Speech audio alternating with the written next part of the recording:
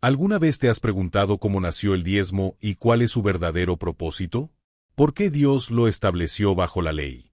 ¿Quiénes lo recibían? ¿Qué enseña el Nuevo Testamento acerca de este tema? Y finalmente, ¿cómo debemos los cristianos aplicar el diezmo en nuestros días?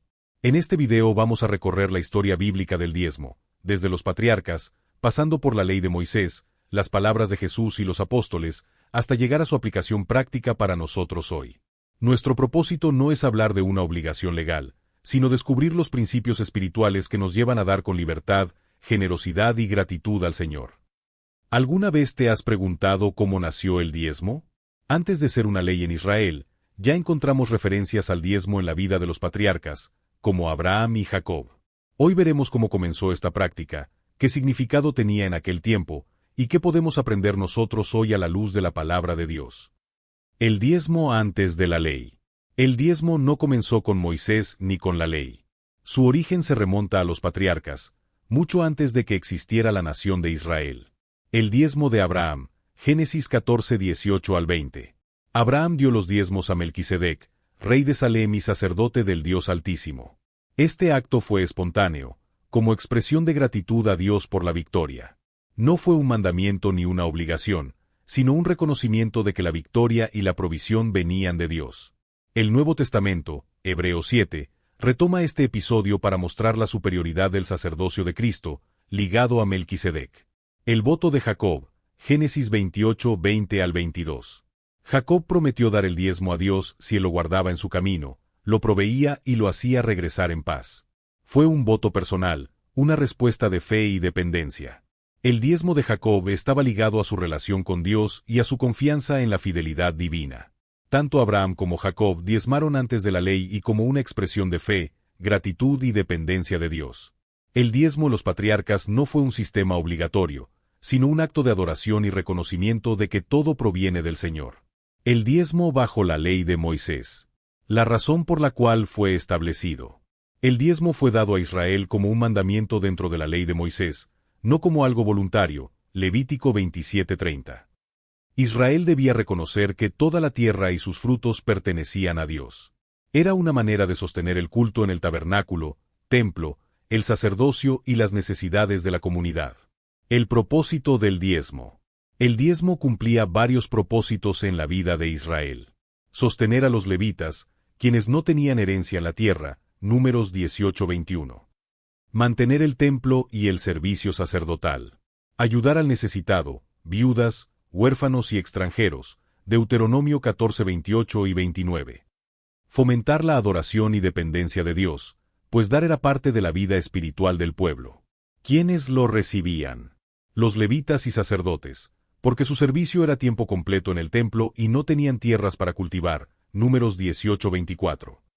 Una parte también se destinaba para las fiestas solemnes de Israel y para la ayuda social, Deuteronomio 14:28 y 29. En realidad, había varios tipos de diezmo en Israel, para levitas, para fiestas, para los pobres, lo que muestra que no era solo un 10% fijo, sino un sistema integral de sostén religioso y social. ¿Cómo podemos entender el contexto de Malaquías 3:8 al 10? Este pasaje es clave, pero muchas veces se interpreta fuera de contexto. Los israelitas estaban descuidando el templo, robando lo que pertenecía a Dios y privando a los levitas de su sustento. El reclamo de Dios. ¿Robará el hombre a Dios?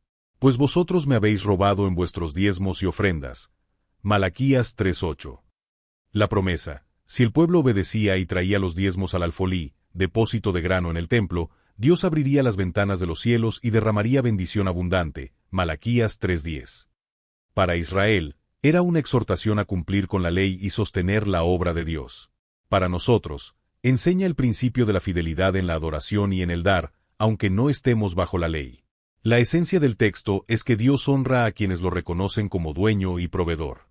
El diezmo bajo la ley fue establecido para reconocer a Dios como dueño de todo. Su propósito era sostener a los levitas, el culto y ayudar a los necesitados.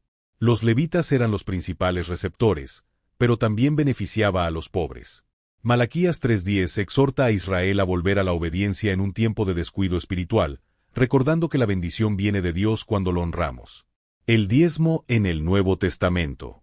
Jesús menciona el diezmo en Mateo 23:23 y Lucas 11:42. Él reprocha a los fariseos porque diezmaban hasta lo más pequeño, menta, eneldo, comino, pero descuidaban lo más importante, la justicia, la misericordia y la fe. Nota importante: Jesús habló del diezmo en un contexto judío todavía bajo la ley, antes de la cruz. El diezmo en tiempos de Jesús estaba ligado a la ley, pero él resaltó que el corazón y la obediencia interior eran más importantes que cumplir con un porcentaje. Después de la cruz y en la iglesia primitiva. En el Nuevo Testamento, después de la resurrección de Cristo, ya no se enseña el diezmo como un mandamiento para la iglesia. En su lugar, los apóstoles enfatizan la generosidad voluntaria, 2 Corintios 9, 6 y 7, Dios ama al dador alegre. El dar según lo que cada uno propuso en su corazón, no por obligación. Compartir con los necesitados y sostener la obra del Evangelio, Hechos 2:44 y 45, Hechos 4:32 al 35. El modelo de la iglesia primitiva no fue una cantidad fija, sino una disposición de dar con libertad y amor. Principios del dar en el Nuevo Testamento. Proporcionalidad. Dar según la prosperidad que cada uno tenga, 1 Corintios 16:2. Voluntariedad. No con tristeza ni por necesidad, 2 Corintios 9:7. Generosidad. Sembrar abundantemente para cosechar abundantemente, 2 Corintios 9:6. Finalidad. Sostener a los ministros del Evangelio, 1 Timoteo 5:17 y 18, y ayudar a los pobres, Romanos 15:26. El diezmo en el Nuevo Testamento aparece en labios de Jesús porque aún estaba vigente la ley. Pero después de la cruz, lo que vemos en la iglesia es un cambio. Ya no se trata de una obligación porcentual, sino de dar con un corazón generoso, voluntario y agradecido.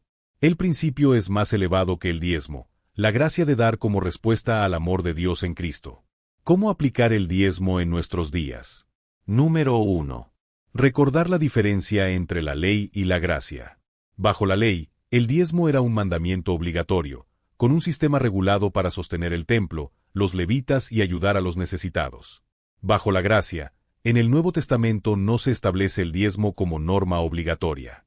Lo que se resalta es la generosidad voluntaria y alegre, 2 Corintios 9:7.